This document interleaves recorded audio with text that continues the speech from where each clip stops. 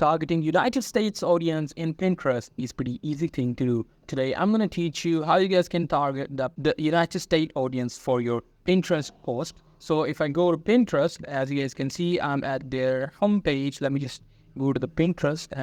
As you guys can see, I will go there. So let me tell you one thing, how the Pinterest works and how it gets the audience. So whenever you start posting, how will you get the audience of the specific region? So I've analyzed all the things and I just came to know that Pinterest has its different domains. So for example, for United States, you just have to go to pinterest.com/US. What it will do is it will take us to the Pinterest that is in US. So in your case, you will be needing a VPN in order to go to the United States to use the Pinterest United States version, and you need to start posting. What it will do is it will try to target the audience of that region, which of course in our case will be United States. So you can also try other countries as well, Canada and other countries.